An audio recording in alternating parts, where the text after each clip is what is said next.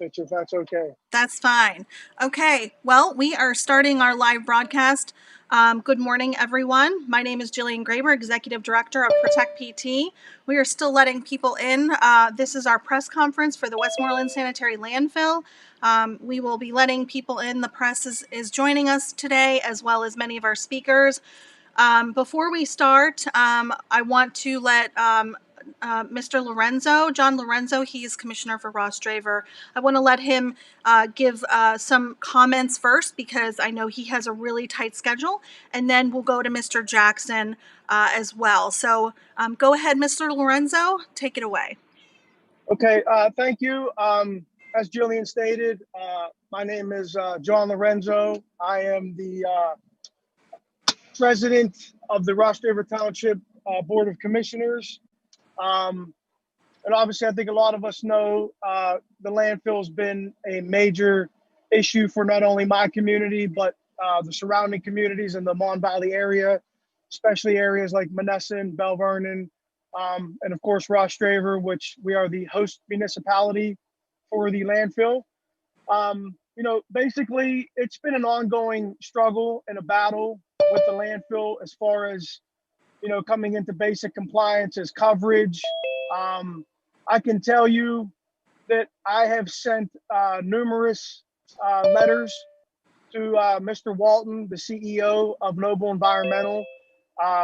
Obviously, they have three names they go by: Westmoreland Sanitary Landfill, Noble Environmental, and County Hauling.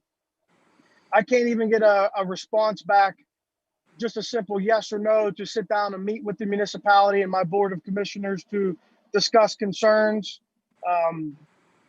questions. Can you still hear me? Yes. Okay. Just to go over, basic day-to-day operations and maybe field some questions from the community. They haven't returned any of our letters, calls. So, with that being said, there's no communication. We have filed everything with the DEP. Our code and zoning officer has been out there, as have police, as have numerous complaints that came in. We have filed everything and documented everything with the DEP.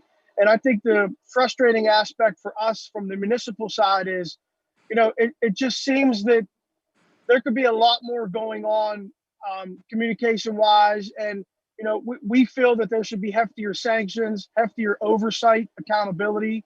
And it just seems like this is constantly ongoing. Now we have a major mud issue on Tyrell Boulevard. And we have residents throughout the Mon Valley and our community as well that won't even travel the road because of safety concerns with the mud, their vehicles.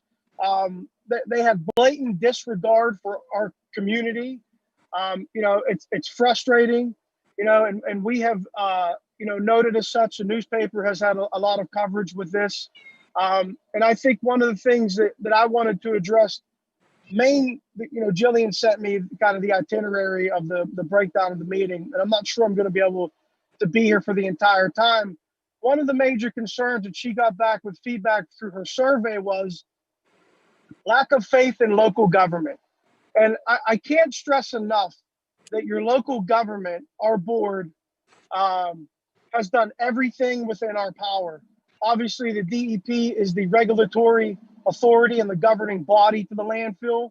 We have done everything that we can to coordinate with the DEP, relay everything. We've been transparent with the community, whether that be through the newspaper, social media, anything that ever gets asked, we're open. We try to do everything we can.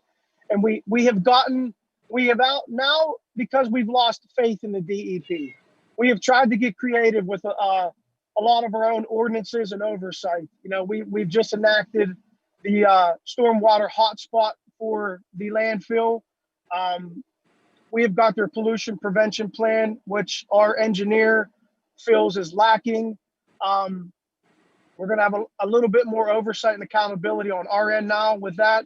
Also, we've been exploring things with our nuisance ordinance, talking to the local magistrate, looking at ways to levy fines and citations of our own now. We are now trying, as opposed to before, where, we relied on the DEP because, yes, they are the governing and regulatory body, but we don't want to just sit back and not do anything. And I'm not saying that nobody sat back and not did anything before. We've kind of left it in the DEP's hands, and we had faith in them. But now with everything that's going on, the blatant disregard with coverage, the road, the smell, the environmental impact, and everything that goes on there, we don't want to stand by, and we are now actively looking at everything that we can on our end to have some oversight and enforcement on our end. And we've contacted now an environmental attorney, thanks to Miss Graber as well. Tim, I forget his last name, Hatchett, maybe, something like that. Jillian, am I correct? Something like that? Yes. Yes. So now we have now an environmental attorney. We're consulting, going over a lot of our code and ordinances to now figure out creative ways. And like I said, it's been a nightmare with this landfill, regardless of who's owned it over the years, whether it be Trevita or Noble. We would love to have some type of discussions and oversight and have our community be able to address issues with them. We can't even get a simple no answer. So, with that being said, I don't want to take up too much time, because obviously the landfill is a hot topic, and obviously I can get long-winded, and we're very passionate about it. But I can't stress enough that your local government, myself, and our board has filed and filtered and documented everything to the DEP. We are unfortunately at the mercy of them to levy the heavy sanctions that we feel is needed for them to come down here, maybe do some more inspections, have a little more involvement, because we kind of feel that, especially with what's going on with the mud. I mean, I don't know if everybody's seen the pictures in the paper, or if everybody's kind of seen what's been going on. It's disgusting, and it's sickening that not only my community, but the surrounding communities have to deal with this. And we don't know what's in that mud. And I can tell you that we're actively trying to figure out what could potentially may be in that mud through our stormwater hotspot plan. And I can tell you that, God forbid, things are in that mud that, places like the DEP should maybe have known about this, years ago, because we have this issue with this mud every year in the wintertime. They have a wash bay there to wash their trucks, but let's face it, they have no gravel, they have no paved roads. I've been in there, I'm sure most of you have. It's all mud the whole way up. Everywhere they're trucking through there, the trucks are getting filthy. They're not staying in the wash bay long enough to filter everything off. It's all about the bottom dollar. They're flying out on Tyrell Boulevard to get out of there, and they're polluting the road. So I didn't mean to get long-winded, but I wanted to stress our point, our stance, and where we are at. And we can't thank Jillian Graber and her team at Protect PT enough for the survey, for everything they've done for our community, helping lead us in the direction for the environmental attorney. And anytime we reach out to them, they're helpful with resources and direction. And very thankful for the opportunity to speak here today. And we're thankful again for everything that you've done, Jillian. So thank you very much. Thank you, Commissioner Lorenzo. And I think that was a pretty good overview of why we're here today. So I put that up on the screen. Thank you, Mary. She's helping with the slides today. We've got a lot of people on the back end to help with technology. So thank you, everyone that's here today. So we are here to talk about the landfill, and just a quick overview. They've been accepting drilling cuttings and fracking waste since 2010. Residents have reported quality of life changes to routines due to truck smell and air pollution. Half of residents surveyed reported loss of faith in their local government to address their concerns. And this is an opportunity to share our concerns as a result of the survey with media and the community through our press conference. There will be questions for the press. They can answer or ask questions at the end, so please stick around to the end. There's also next actions for citizens that are watching as well. So I want to kick it off to Mr. Jackson. Mr. Jackson, do you want to unmute yourself and you can introduce yourself? All right. I think I am, Jillian. Am I? Yes, you are. Hello. Okay. Hey, I like to say thanks to John. When John was running for office, I I met with John, and John said that he was going to address these issues. And I am glad that he has stepped forward and took a leading role in addressing these issues with the dump. And good job, John, and I do appreciate it. We get the question, but really, who cares? It's people like that are here today that are on our Zoom meeting. They're the ones that care. The commissioners, the representatives, the senators, the public officers that are on there today are the ones who really care. And even last night I was talking to someone, and they interrupted me, and the first words they said to me was, "I don't care." Well, that seems to be the attitude in the whole country today, is I don't care. But I do care. I mean, it's a problem, and I really do care. You know that I was reading your ongoing Protect PK survey. Shows the impacts of the residents reported exceeds the citations of the landfill has so far received from the DEP. Well, over a year ago, I requested the leachate dumping records from the DEP. And guess what? No response yet. That's over a year now. Don't expect protection. I'm going to say it again. Don't expect protection, or as we say, DEP. John has a little bit more faith than I do in the DEP, but I'm not too happy with their results in their negotiations when we were working with them with the municipal authority. So, John, I hope you have better luck with the DEP than we did. As a board member of the municipal authority, with the help of the DA Vitone from Washington and the DA Bowers from Fayette County, we got an injunction that stopped the landfill from discharging leachate waters into the tributaries and into the river.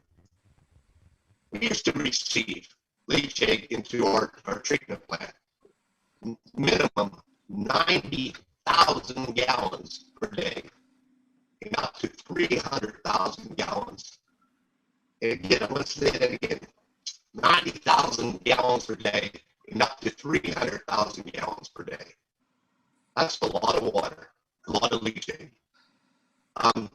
Today, where's it going?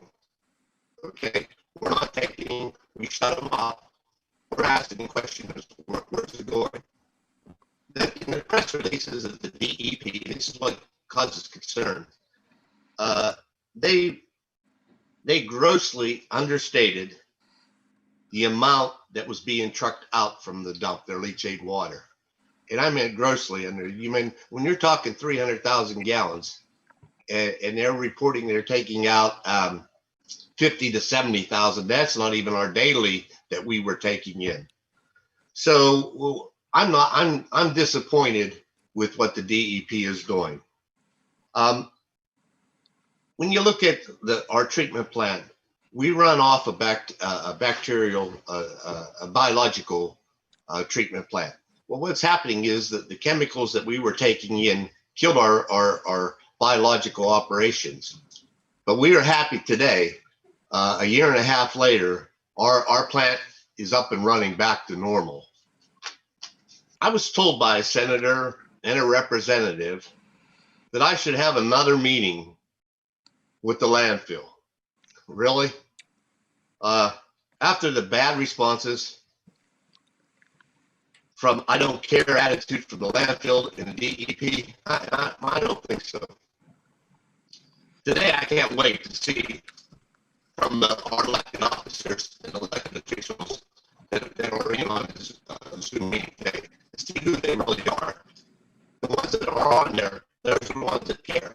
The ones that are not on there, do not have staff that are not on there. I'm questioning what's happening. With the cover of the Rolling Stones, the New Yorker was here, We joked around. I wrote an article. Whatever the mountain is no asset. The county and the country is listening, but are we in the valley really listening? I question that. Well, today with me is my dad, Gerald W. Jackson Sr. We're here to maybe touch on something on the most serious side of this story, and it's a story that affects us. The question is, what are the health of the residents in the affected area? Questions should be added to the survey, asking the health effects of the people in the current trends of the area's cancer and other diseases within the area of the landfill.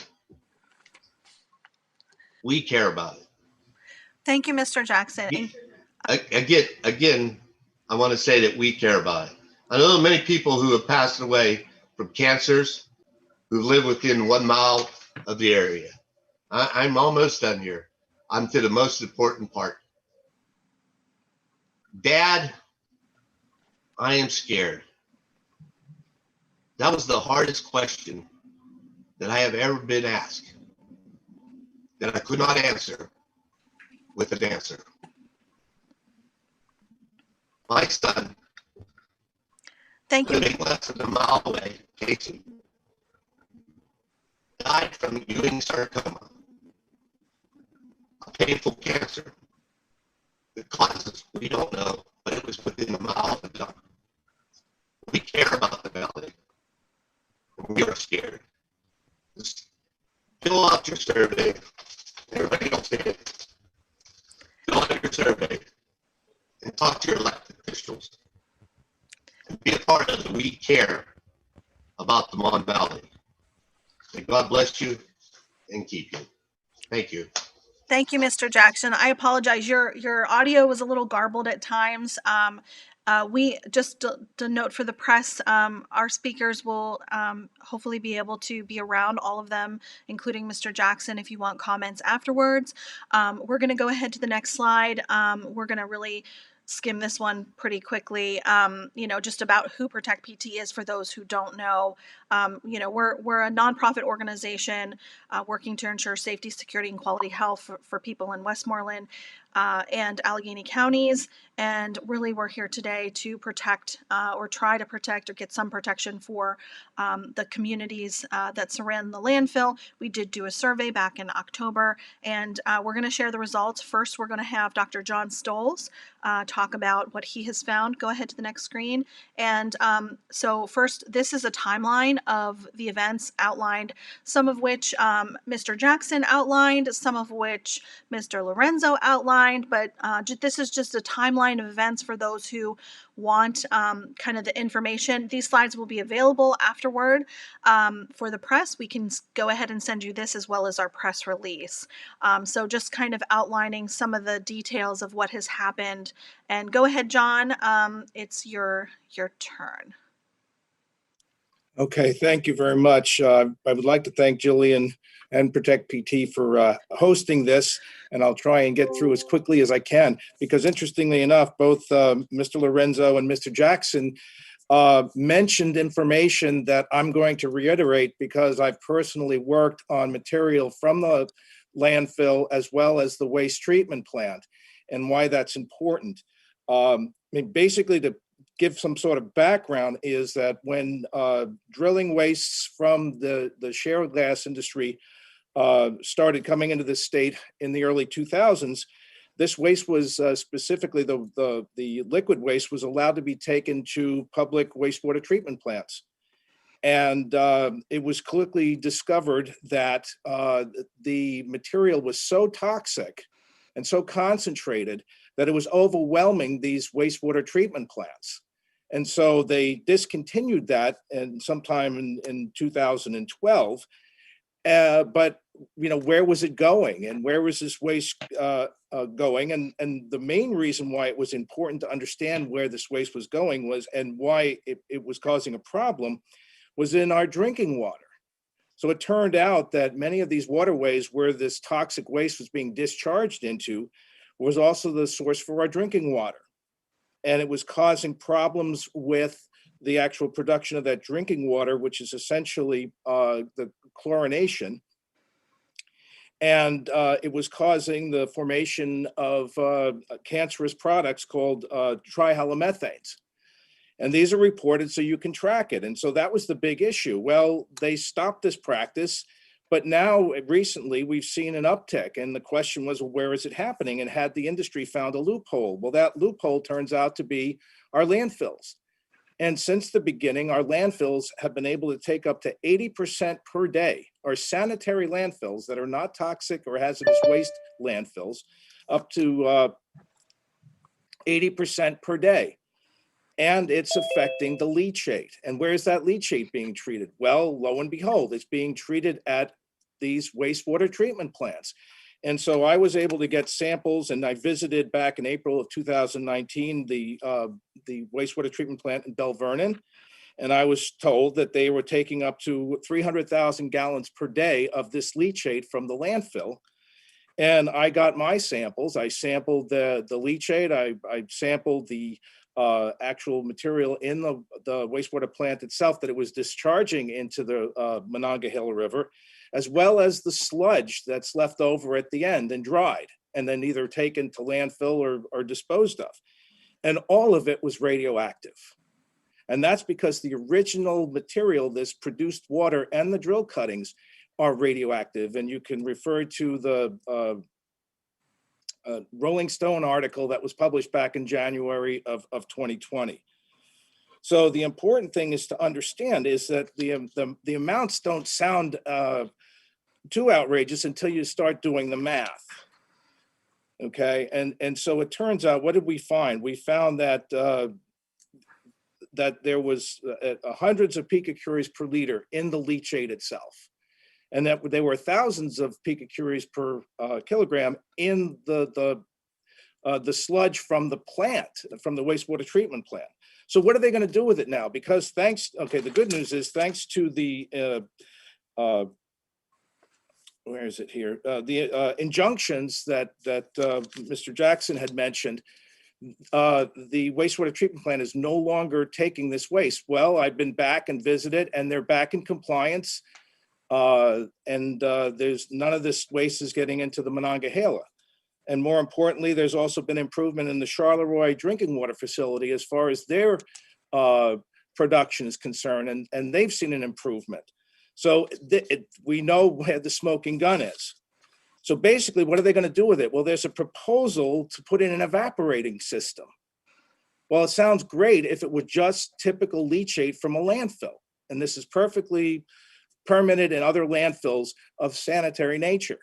Okay, but this stuff is now toxic waste. And I've calculated, based on my data from leachate from the landfill, that if they do what they're that they're planning on doing, is it will increase the concentration of that radioactivity thousands fold.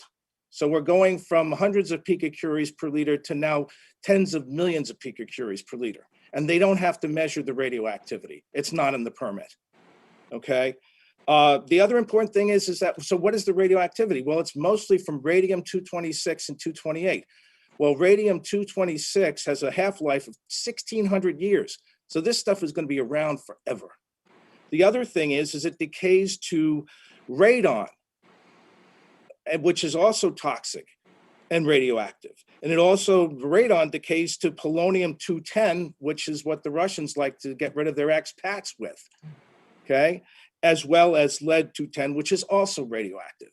So the other interesting thing is that radium, as it decays, it creates more radiation.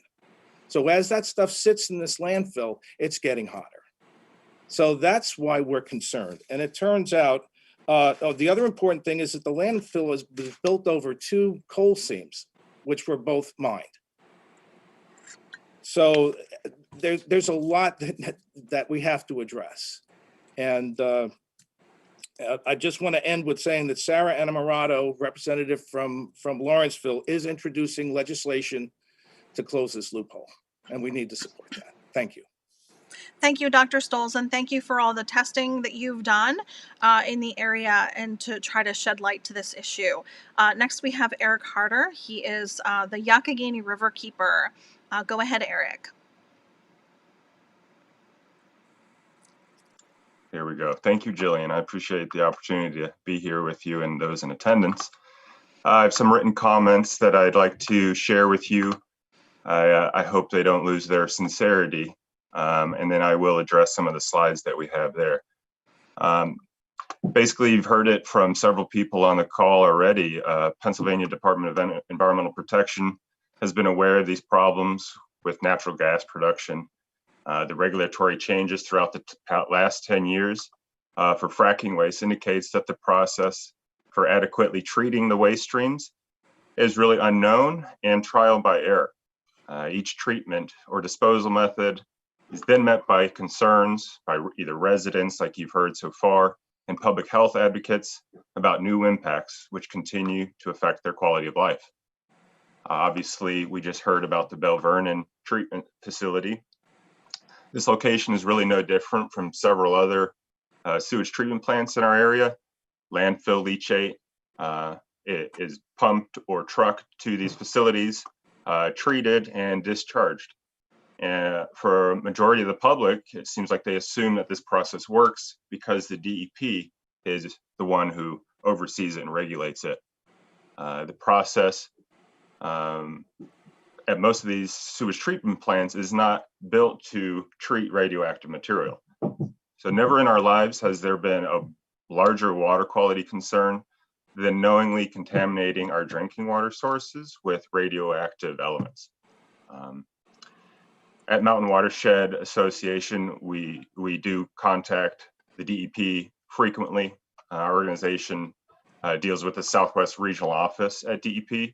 And we've had, not just this year, but in years past, a lot of difficulty and experienced regulatory failure. Those instances include failure to respond to environmental complaints, national pollutant discharge elimination system permits operating on expired and outdated 2009 requirements, known toxic constituents, including arsenic, discharged into our waterways, basically unregulated. And I'll show you some of our sample results.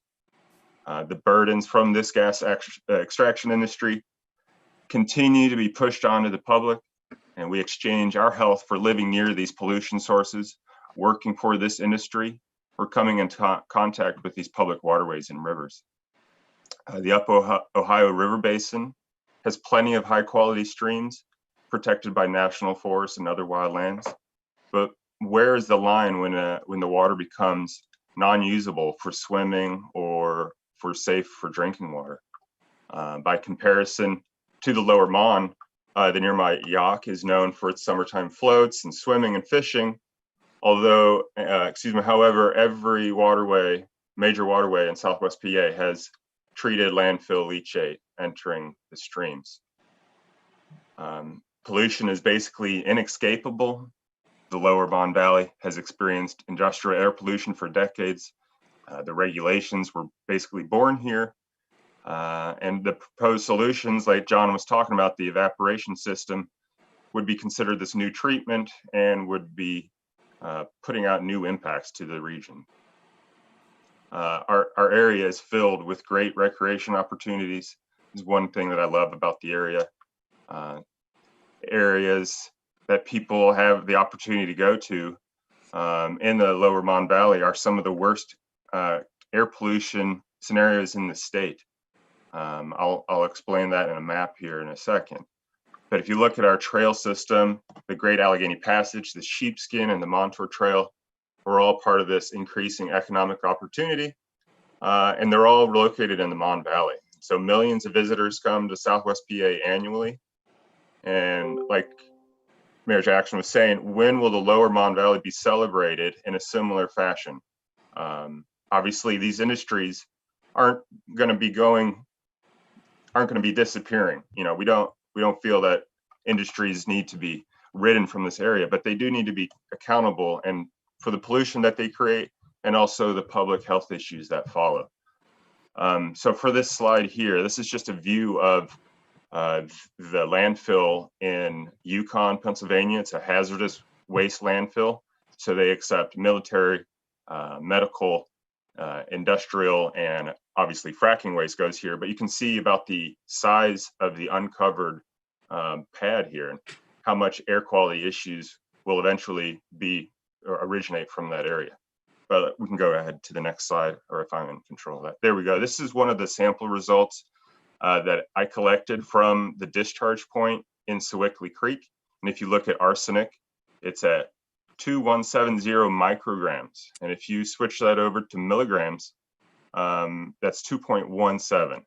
And when you get to those concentrations, public health is a giant concern, especially when people fish in that stream, swim, and even consume the fish that they eat. If we want to go to the next slide. This was a second round. If you look at arsenic, the second one down, 2.9 milligrams per liter. And now this would be almost acceptable if arsenic was actually regulated under their permit. And unfortunately, this permit expired in 2009, but they're getting extensions on it. And so they continue to be allowed to put arsenic in unregulated. Another unacceptable way to treat our Commonwealth waters. Go ahead, Mary. This is a map of the purple air monitor systems that are around the Southwest PA region. And purple air is just a monitor that depicts and measures air quality. And those numbers should be green. We want to see green, like at the very top. That's a better reading. And when you get on a certain day around Clairton, you'll easily get into red and purple, which are absolutely horrendous for asthma, people with any kind of breathing difficulties, and outdoor recreation. Go ahead and continue. The Great Allegheny Passage is a wonderful opportunity for our area. And I think that when people experience the outdoors, they get a better connection with their environment and feel that they need to protect it more. And this is the point down on the bottom of the Mon. And if you look at the region around Pittsburgh, a lot of this natural gas production is basically made for plastic productions. And the new cracker plant in Beaver is definitely the largest in the United States. And when we think about celebrating our waters, it's hard when we feel that there's DEP regulatory failure and industry that really has a hold on some of these decision makings at the leadership levels. But again, thank you, Jillian, for organizing, and I appreciate the time. Thank you, Eric. Yeah, I think a couple takeaways there. This problem is not a one landfill problem. This is a multiple landfill problem. This is a statewide problem, and the regulatory failure of the DEP to really allow the pollution of our air and water is something that we cannot accept any longer. So I want to mention, with our survey that we sent out, we received 110 community members actually responded to our survey, which is pretty unprecedented with this type of direct door mailing that we did. And here are some of the findings. So the daily habits are being disrupted with the residents that live in this area. They have lost faith in their local government. Their cost of living has increased in the area, and residents are noticing health changes in their health. And as Mr. Jackson said, it seems like, we need to push, our state governments to, to really examine these health impacts and what's happening to people in this area as a result of this regulatory dysfunction. So go ahead to the next slide. So residents' daily habits are being disrupted, and so 70% of our respondents reported seeing sludge on the road, as you've heard earlier in this call, which, many car owners say they must regularly wash off their vehicles. Potentially toxic runoff is only one part of this issue. Excessive truck traffic around the landfill is bothersome, and odors plague the residents.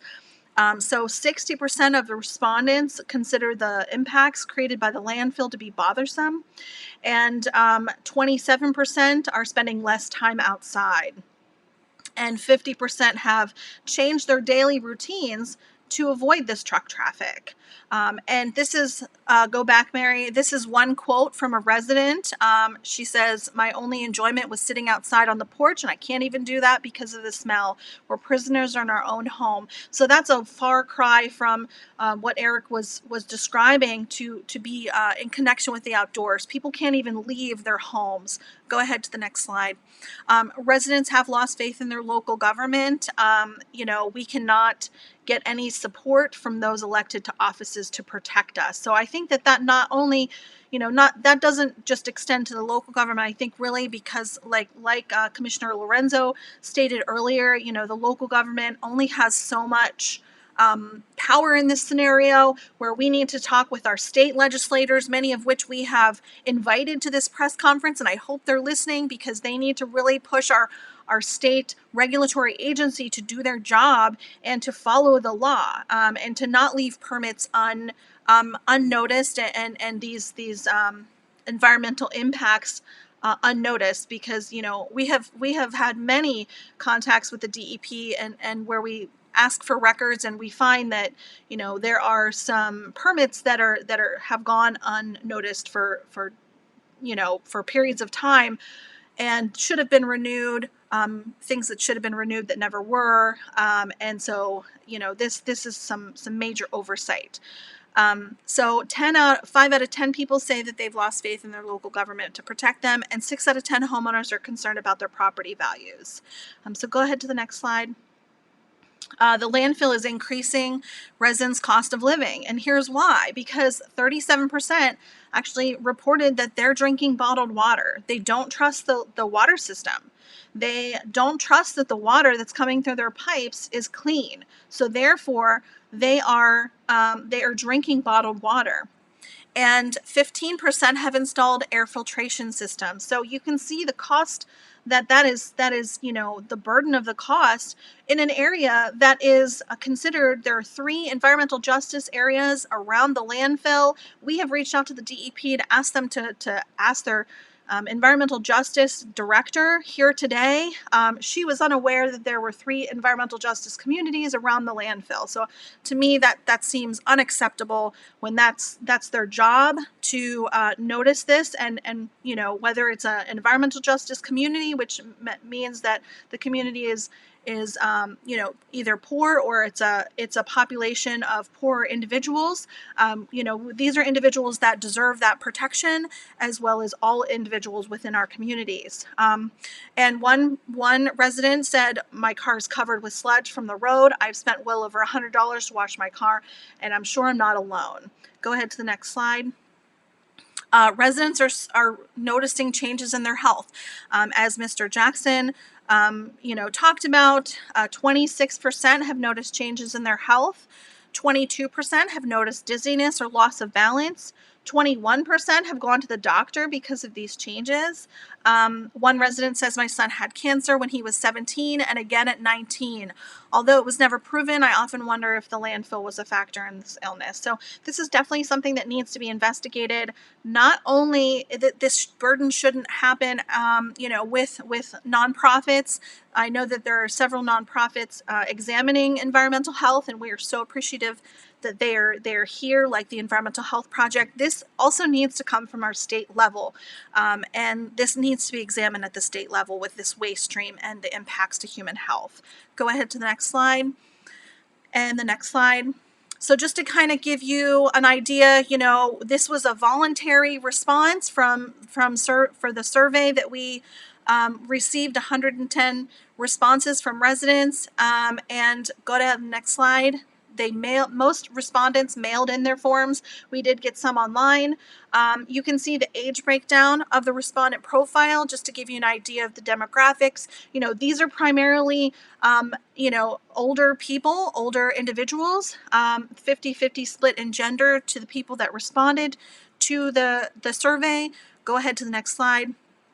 And these people are living in close proximity to the landfill. These owners, and this is really interesting, 79% of these people own their own home. So they are home owners. They are taxpayers. They pay their state taxes. They pay their local taxes.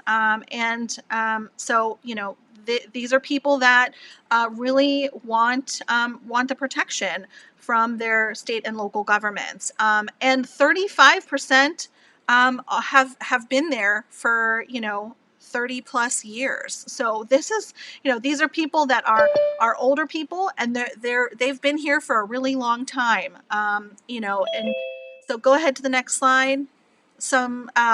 Okay, and here's some contact information for reporters. Like I said, we will go ahead and if you registered for the event today, you'll get a packet after the event where you'll have all of the information available for the speakers. Go to the next slide. And so we are finished with our speaking portion.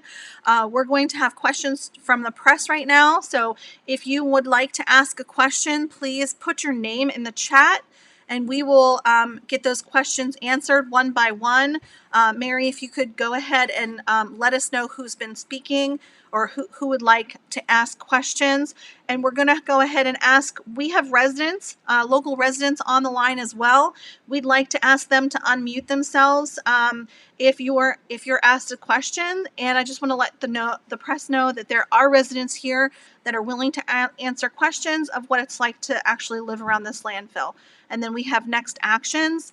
There are some next actions that community members can take, like taking a waste stream survey from Mountain Watershed, calling your local and state representatives, and visit our website for updates on the issue and learn about how to document and report environmental issues with the DEP and by attending our home resource guide. So who is the first person on that has their name in the chat for questions?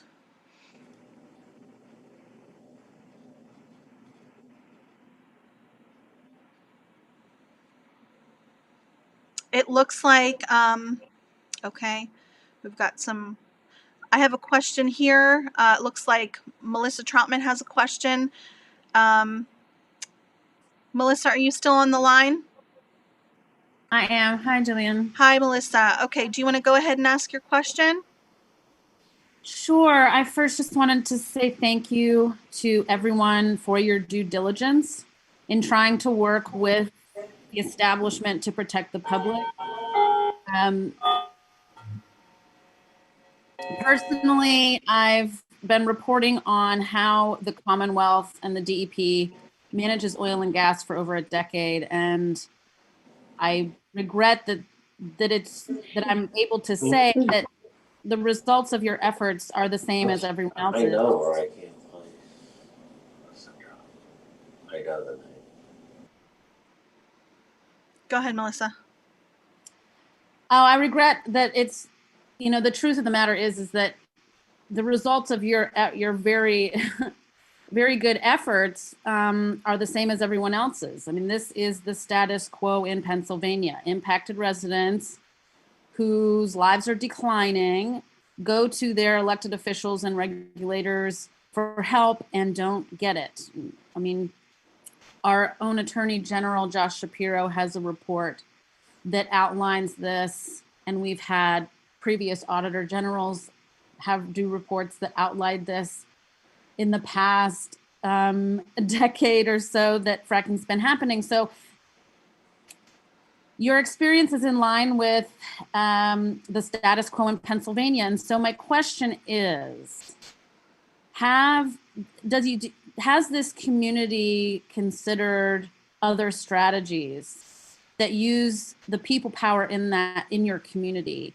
And by that, I mean things like, nonviolent blocking of roads used by the landfills, and things of that nature, you know, putting the power in the hands of y'all, instead of kind of, now that you know that others are not going to come to help.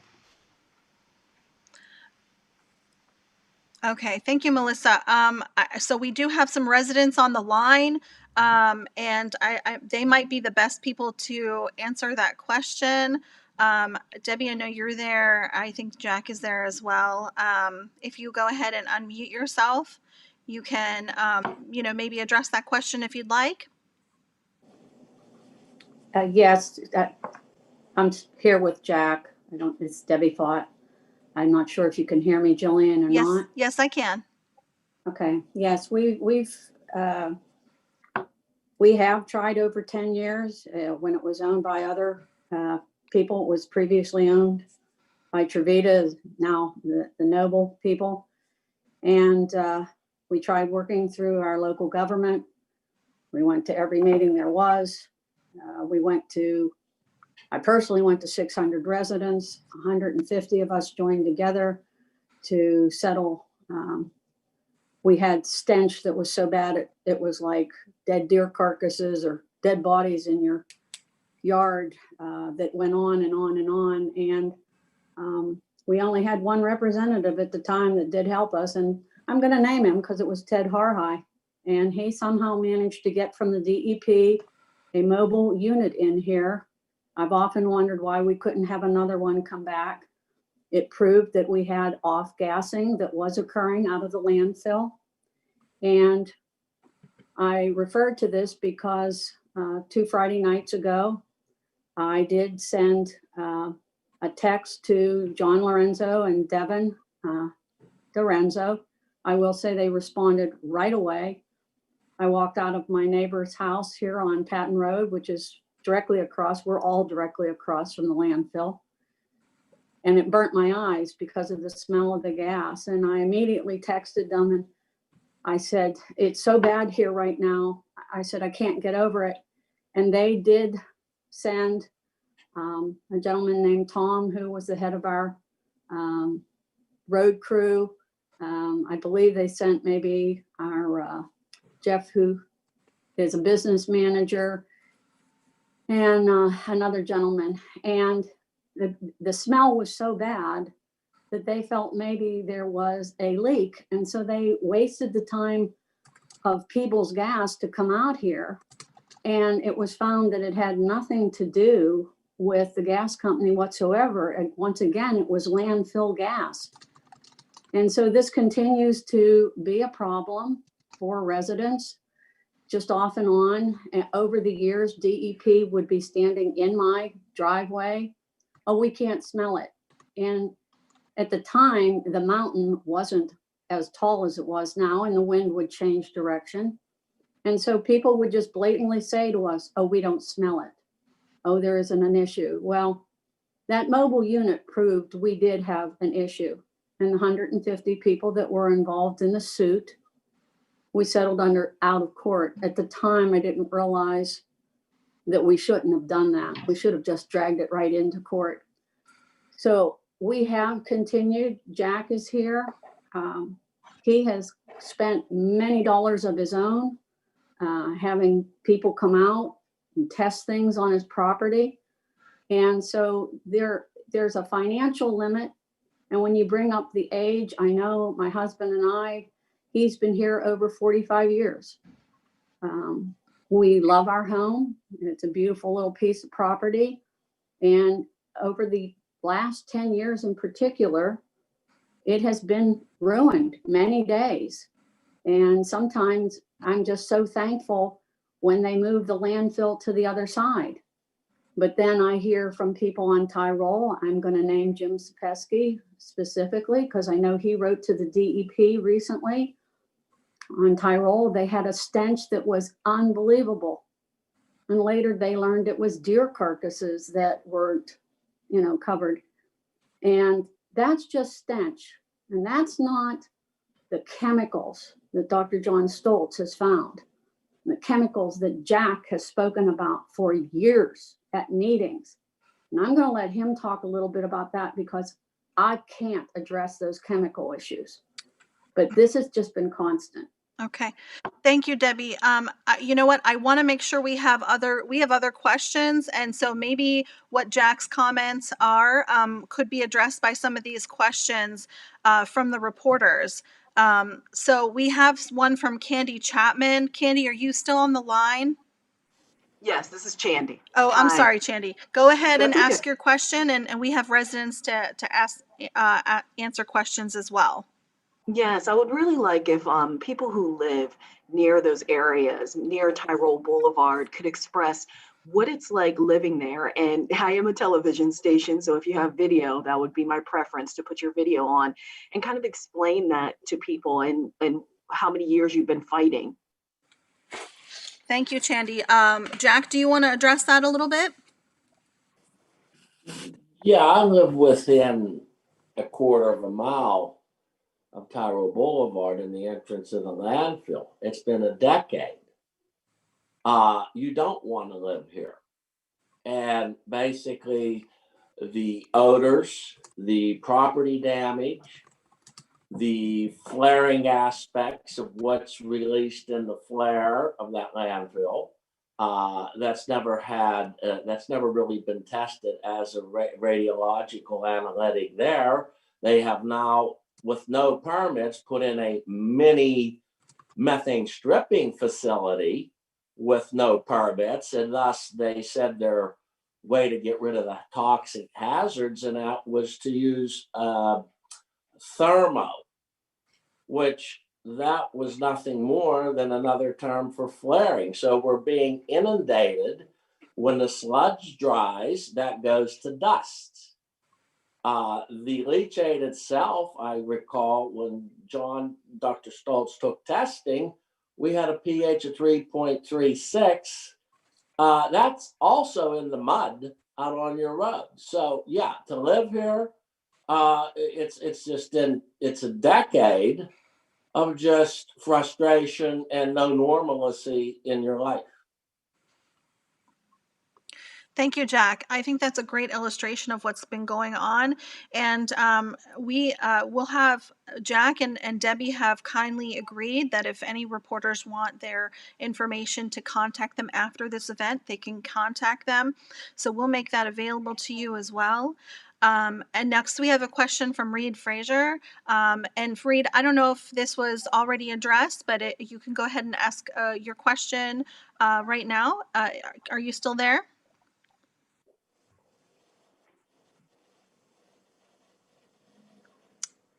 If you're talking, we can't hear you. Reed, are you there? Let me see. I'm not sure if he's still on. Okay, I think I was muted. I'm sorry. That's okay. Go ahead.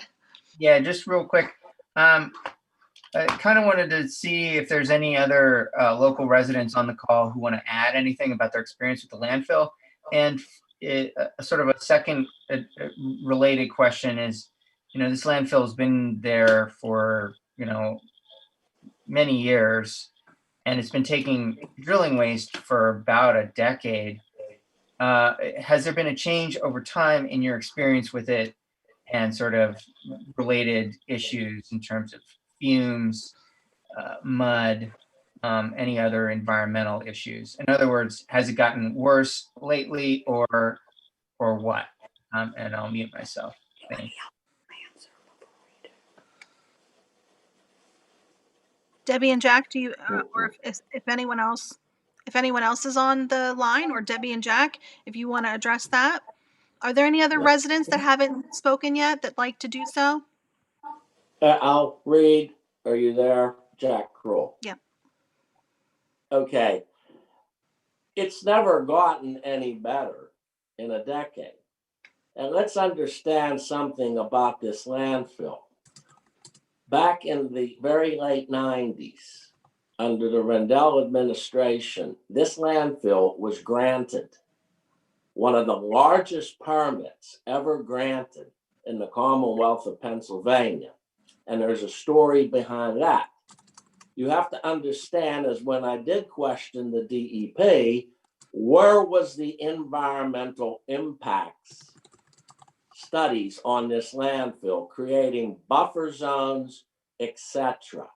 Also, for the amount of land and airspace that they're taking, were they paying back any environmental credits as to replace what they are taking? My questions were never answered. The only solution to this landfill is soil cement the surface and have the leachate basically trucked to a hazardous waste facility and treated properly. This was the guise of this landfill was cheap disposal for hazardous waste generated by industry, because if the industry had to take these prospectively to hazardous facilities, the cost of that would have really slowed down, if not stopped, the Marcellus and Utica drilling problems. That's my take on this. Thank you. Thank you for that, Jack. Don, I believe Don Hopi has a question. Don, are you there?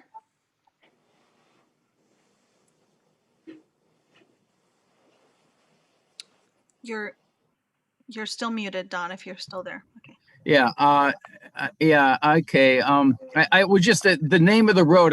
It was a little unclear for me. The name of the road that has all the mud problem and how long that is. The length of the mud issue is that extend over a mile, a half mile, 100 yards, and particularly one of the things, the 3 environmental justice areas you referred to. Can you name those? Yeah. Go ahead, Jack. No, the road is Tyrol Boulevard, which runs in front of the landfill. And how is that spelled? Tyrol. Okay. All right. The mud where Tyrol intersects with what we call Pricedale Road is about a mile. And then, of course, Pricedale Road takes you to the I-70. So there's mud actually at times up 2 miles out past that from the landfill to the I-70 entrance. So you got about 2 miles there. Going the other way takes you to Route 906 in Menneson. And generally, if they're using that as an exit or entry from that, that mud extends at least a mile to 2 miles in that direction likewise. Okay, thanks. And the environmental justice areas? Yes, so the environmental justice areas, there is a map on the DEP. I'd have to look it back up. We commented on those areas on our letter to the DEP back in June with regard to the evaporator permit. So Don, we'll go ahead and forward that letter on to you, which outlines those 3 areas. I know one is Menneson, but there are 2 other areas around the landfill that are designated environmental justice areas. So I'll get that information to you. Okay, and what's the status of that evaporator? We responded, or we commented with Mountain Watershed back in June to the DEP. We have not received a response. We requested a public hearing. We also requested an extension, which we were not granted at the time, to form comments. But to this day, I have not heard back from the DEP on the evaporator. For the information that's available on the DEP's website, it does not indicate whether that has been permitted at this point, but we are watching that closely to make sure that when it gets permitted or if it gets permitted, that we have an opportunity to speak with the DEP about that. We're constantly doing right to know requests as well to try to get information that's not publicly available on their website. If there are any DEP people here or anyone knows someone at the DEP, we are urging them to put all of those publicly available documents that should be available to the public on their website. That way we don't have to do these right to know requests one after another to try to get the information that should be publicly available very easily from their website. Thanks. Jillian, can I make a comment on the evaporation really quick? Absolutely. Go ahead, Mr. Yeah, so John Lorenzo, Rostraver Township Commissioner again. Obviously, when the leachate evaporation system process started with the landfill, myself and the board, we sent a letter of full opposition to the leachate evaporation system. We clearly feel that not only can they not do basic compliance with daily coverage and maintaining a road with mud and pollution, we don't feel that there's any way possible that they're going to be able to safely and effectively manage a leachate evaporation system with potential chemicals and harmful materials being spewed out into the atmosphere, which also leads me into their CNG mobile fueling station and their potential CNG fueling station, which is going to be off-sited slightly down the road from the landfill. We also do not feel that they're going to be able to adequately manage that as well, because now you're going to have those chemicals being spewed all throughout the community, multi-counties by these trucks.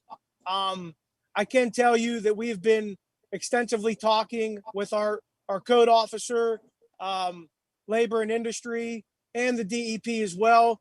We do not feel that the mobile CNG unit is in compliance right now. We never got a permit. They never applied for a permit with the local municipality, yet they still continue to fuel with the mobile CNG unit. I can tell you, as of right now, labor and industry is likely getting involved as well. Preliminary reviews from their inspector, and they are coming down to do more inspecting as well and visits before they pass judgment. It doesn't seem like they feel that they're in compliance either. So there are a lot of things coming down the pipeline here with them, but I just wanted to reiterate that your local municipality, Rostover Township, is in full opposition of not only the leachate evaporation system, the mobile CNG unit, and the CNG fueling station, as well as myself had attended the grant application from the landfill to the county to start the process of requesting the $1 million grant. We were also in full opposition of that as well. So I just wanted to state that for the record, so that the residents at hand that may not have seen the paper or up to date, just to let you know that's where we're at. And I thank you very much. Thank you, Mr. Lorenzo. And I wanted to thank you for mentioning that biodigester CNG. We also wrote a comment to the county commissioners, and we were hoping that we would have an opportunity for Dr. Stoles to get in there and do some testing, to really see the extent of the really the contamination of waste at the landfill before that was permitted, but that was not able to happen. Our opposition letters were ignored. So I want to mention Melissa Troutman. I think you had another question, and then if there's someone else that has a question, we can do a second round of questions right now. Go ahead, Melissa. Thanks, Jillian. I was wondering if you had a sense of what the community wants to happen. And what I mean by that is, is your community okay with the landfill existing and continuing to expand? Would the community prefer that this landfill stop accepting oil and gas waste? And the reason I'm asking that is because fracking produces oil and gas waste, and if we're going to frack in Pennsylvania, we need a place to put it. And of course, none of us want it where we live, because it's disgusting and it's polluting and it's poison. So I'm just curious if the community is in support, like what the community, what the end goal is for the community with regard to the landfill specifically, but also, I don't know, Jillian, if you have a sense of whether the community is supportive of the fracking industry, which is creating the waste in the first place. Thank you. Thank you. Thank you, Melissa. So Debbie and Jack, do you two have any comments on Melissa's question? One of the things that I would say at this particular point, I feel that the barn door has been way open for many years, and nobody's ever looked into the things that were coming out of the fracking industry. I don't know if a lid can ever be put back on it. It's already in, and as Dr. John Stoltz says, this stuff has half-lives of forever. And so I wonder about where I live. A new neighbor said, I'm afraid to let my 2-year-old out. And I just moved here and I have constant headaches. And I know it has Aaron very concerned living up on Patton Road. And I think what I would say to her is, I don't think this community that's living right around it is for this staying open at all. I go back to the fact in May when it was just a small blurb in our Valley Independent wanting the evaporation system, that with only 4 days, 5 of us went out and got 300 signatures to stop them from continuing on with this new evaporation system that they wanted to do, that was, in their own words, had hazardous pollutants in it and all the things that they listed. And I'm like, you want to evaporate this over my head now? And so I would say, no, people here do not want it. I don't know where we could have a happy medium. I don't know that there is one. I know that if you go south of I believe Jack says West Virginia, that landfills then become safe because their states don't have the fracking industry. So I guess I'm, maybe I'm the solar energy person that's hoping for the best, but back to referring to the DEP ignoring you, Ben Williams from the DEP, Melissa Jativa, we sent them 300 signatures. And as we said, if we'd had more than 4 days notice, believe me, we would have had more than the 300 signatures. And no one responded to us. So it's, there's no question in my mind why they didn't get back to you. And I know how hard your association has tried to get different information. And so, no, they totally ignore us all the time. And Debbie, you went out, I just want to mention, so that was in June, early June. May and June. So this was, residents were putting their life at risk by canvassing, out, in the middle of a pandemic, and they're ignored by the regulatory agency. So that to me just, lets us know that they don't really care about your health.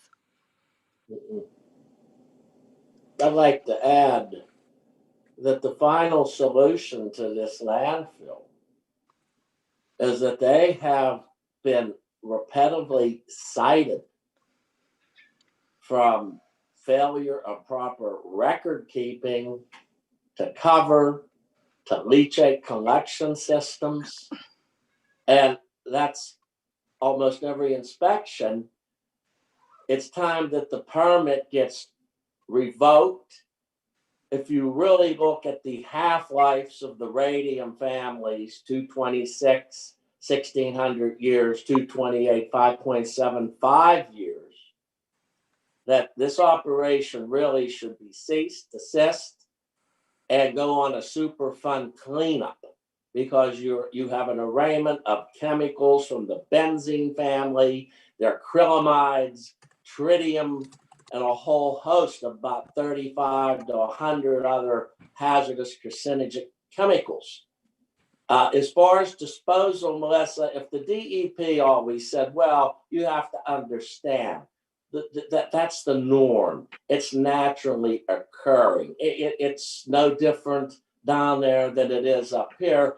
My contention is there, if it's that safe, then whoever has the gas lease with whatever company, then bury it on their property if these cuttings and such are as safe as you say. As far as the leachate, I remember when Lauren Furley quoted, oh, we did leachate studies, and I believe that was in the Post-Gazette, that the landfills that did not take the accept waste from oil and gas, and those that did and those that didn't, there was very little difference in their leachate.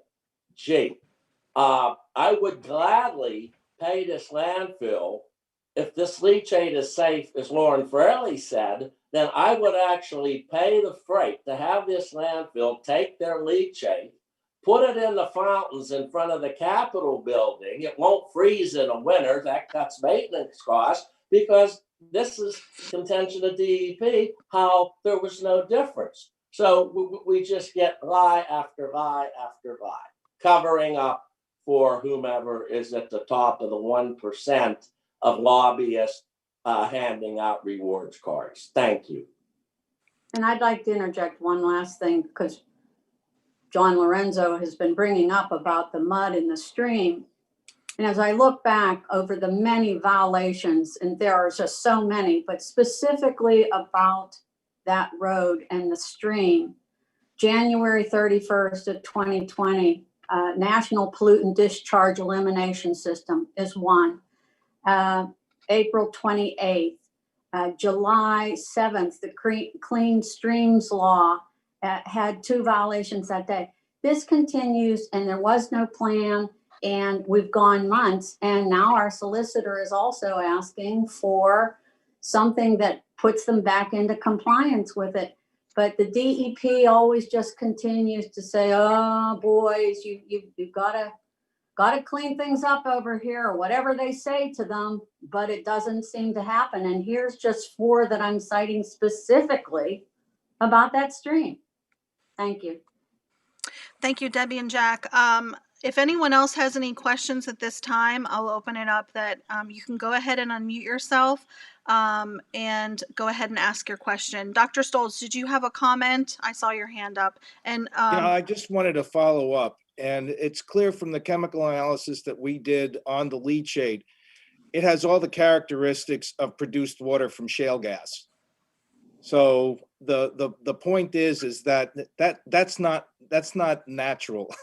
We've actually gotten samples recently from a clean landfill in West Virginia, and the conductivity and the composition is very different, of the same parameters. So my point is that, you know, this is now a system that has been impacted by the shale gas waste. And as a result, it's both toxic and radioactive. And as mentioned, it's going to take a long time for the radioactivity itself, as it actually ingrowths, as they say, or ingrows. So it's going to get hotter over time. So it is a significant situation. And my greatest concern, as I said earlier, there are 2 coal seams that have been mined underneath that landfill. So if anything should happen to the liner, it could quickly, that leachate could disappear and just, you know, be distributed throughout Ross Draper. thank you, John. Does anyone else have any comments or questions at this time? I do. Go ahead. Ms. Reed Fraser again. I guess I have a couple questions. One is about the evaporator plan. What are the concerns about that? I guess thinking out loud, when you evaporate water and chemicals, presumably water would come off first, unless there were like lighter chemicals. So what happens to all the pollutants in the leachate that are of concern? I'm thinking of, especially the radium that's been found in the leachate. Does that just become condensed sludge that then needs to be transported somewhere? So I have a follow-up question, but if anybody wants to take that.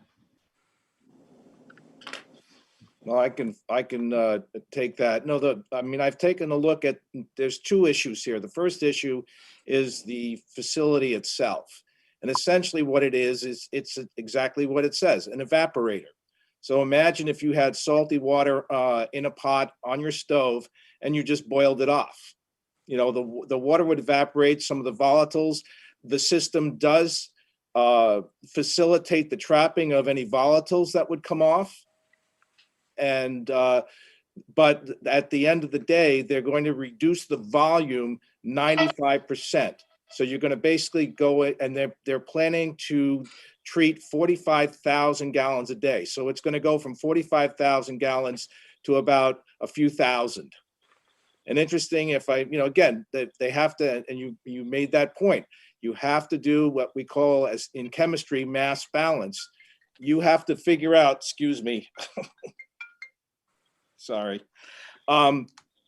You have to account for everything. And something like radium, which is in solution, is just going to concentrate. And so that's why I said, if you reduce the volume by 95%, you're going to go from hundreds of picocuries per liter to tens of millions of picocuries per liter. And interestingly enough, when you do that calculation, it's at concentrations that I've seen in my analysis of raw produced water, same levels. So essentially, they're going to be going back to actually, creating the waste that they started with. So, Okay. And then get back to the permit. The permit is for an evaporation system. And if you look at the first page there's a checkoff list. And on that checkoff list, it does say radioactivity, it does say residual waste, but that's not checked off. The only thing that's checked off is air permit. So all they're concerned of is carbon monoxide, volatile organic carbon, HAPs, NOx, and SOx, and they'll be in compliance. But there's nothing about the radioactivity. Can radium evaporate, or strontium, or any of these metals? Well, I'm sure some of it's going to get lost, but again, one of the things is, you just let it sit and it decays to radon, and then the radon blows away. But no, I mean, the majority is going to be in what's left over. Okay. My next question is about the proposed legislation, the leachate loophole bill before the legislature. What would that mean for this landfill in particular? So they would basically reclassify oil and gas drilling waste as hazardous waste, and right now it's residual waste. This landfill would probably not be able to take the hazardous waste. Is that right? Well, I believe there's at least 3 bills that of various aspects, and we'll see which ones fly. But the idea is basically just to put the onus on the landfill to actually analyze things for their leachate, et cetera, and that they would have to institute new procedures to make sure that they weren't discharging hazardous waste into the environment. Now, New York State has passed a law recently that basically forbids this material going to landfill, sanitary landfill. And that's the issue there. These are sanitary landfills. They're not hazardous landfills. John, Gerald Jackson, Mayor, I have a question for you. Yeah. You mentioned the mine, the underground mines up there. My question is, number one, we do get a lot of the runoff on Spears Run there, which goes through North Bell Vernon and ends up in Bell Vernon at the Monongahela River. I have been there and taken pictures where the creek is totally changed to a fluorescent color. My concern still is where is all the leachate water going right now? I mean, we know it's coming down by the trucks onto the mud, to the roadway, but where's the rest of it going? 300,000 gallons just don't disappear. So I'm concerned, in you gave me the extra thought of like, well, it's probably in that mine out there. They probably dumped it in the mine. So any concern for downstream of the people in the Monongahela, Donora area of where that leachate water could be going? I think you need to address the question. Where is that leachate going? No, that is the question. Where is the leachate going, and where is it being treated now? And the other question also is any of that leachate actually making it into the groundwater and into the streams? And it's a question of finding where it's going. So, I mean, at one point we knew where it was going because it was being piped down to Bell Vernon. But now that's stopped. And so that's the question. Where is that material going? Thank you, John. Okay, and we have a question from Chris Hines. You want to go ahead, Chris? You're on mute.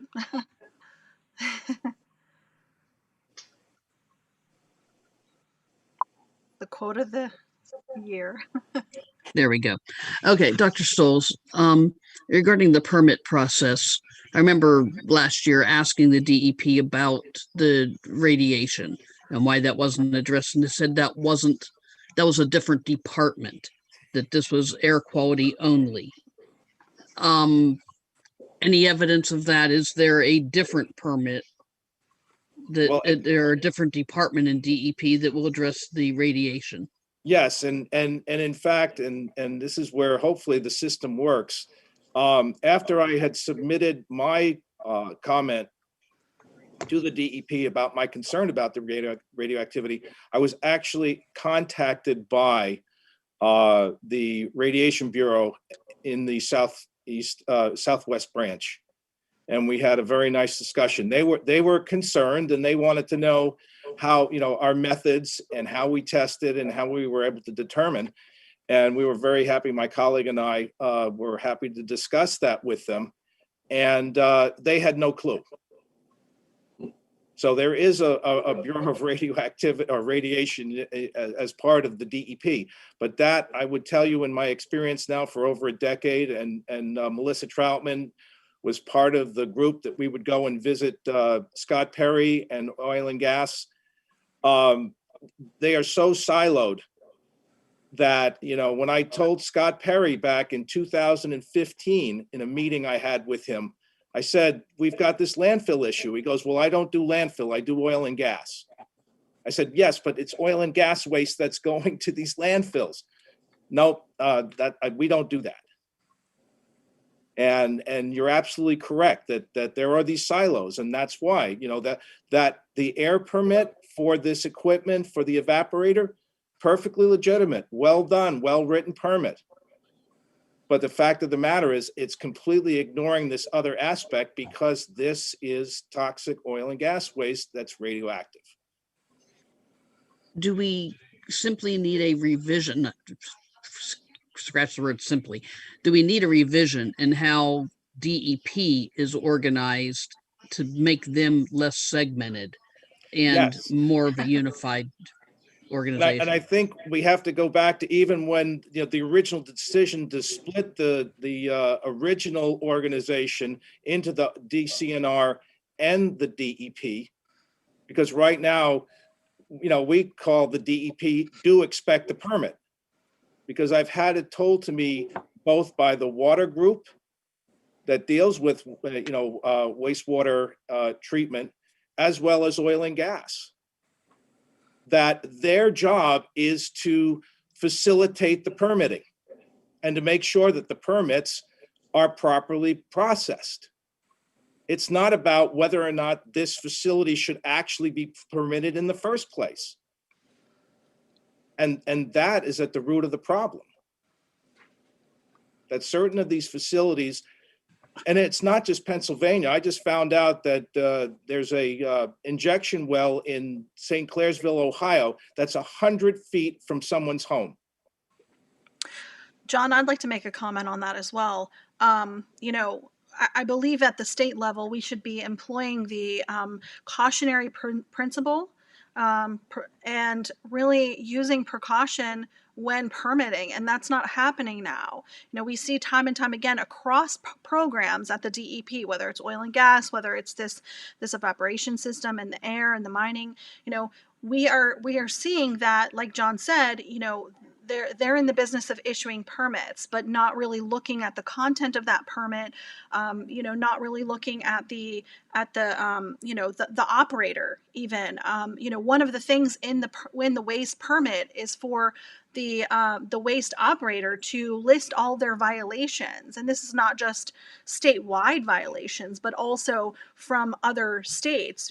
For this particular operator. So that really right there tells me that the DEP should be looking at the compliance history of an operator, over the course of the time that they have been doing business and really take that into account when issuing a permit, and that is simply not done by the DEP. And just to reiterate that, this particular landfill, when it was transferred ownership, now that's the other thing, it's transferred ownership 3 times since I've been involved with it. So it's really hard to know who to talk to or who owns it at this point. But the original transfer to the Tervita company, if you go and look, which we did, we did a file review, there were pages and pages of violations, and yet they still got the permit to operate.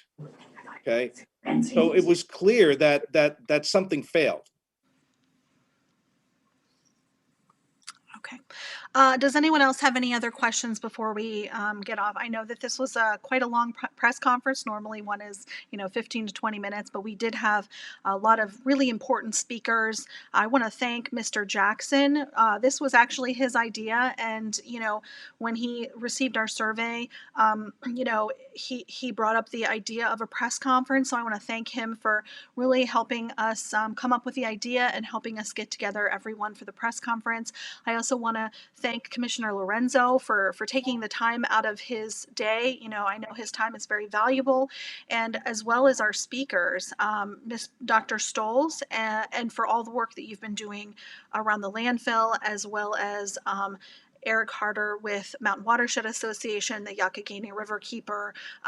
We have been partners with Mountain Watershed Association really since the beginning of Protect PT.